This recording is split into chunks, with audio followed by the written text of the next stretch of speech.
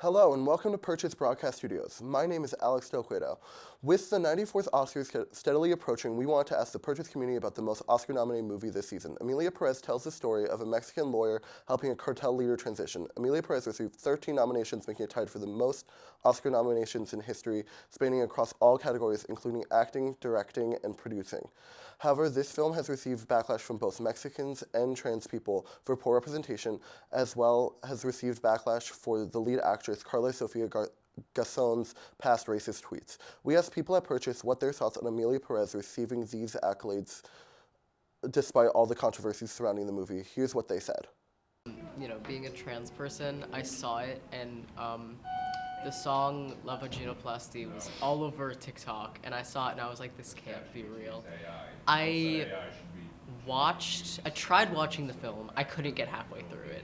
As like a Hispanic person, like I definitely understand like the frustrations of like Selena Gomez not really knowing Spanish that much, and her just having to learn and stuff like that. Her Spanish was a little shaky.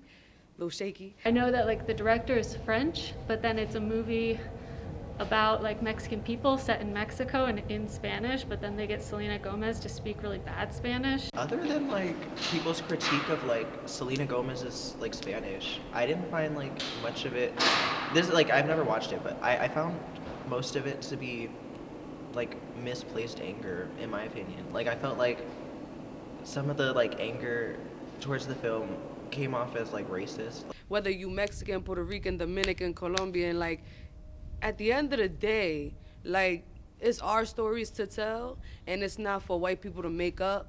You know what I'm saying? Most I know about it is that the songs were not very well produced, and AI was used in quite literally, not necessarily like using like auto-tune, but like vocal adjustment, if that makes sense. So, which is a little weird that they didn't like specify that. The real conspiracy theory that I've heard is that it's getting nominated for so much because it used AI in its script and I think in some of the visuals for it. I commend them for using an actual trans woman to play a trans woman, but other than that, the film itself has like near zero redeemable qualities.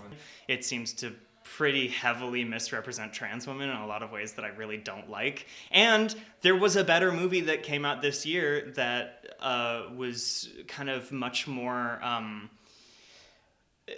descriptive of the trans experience, and a lot more trans people liked it, and it wasn't nominated. Also, the lead actress, I do not remember her name for the life of me, but recently came under crazy fire on Twitter because of her old tweets that were very racist and very disgusting.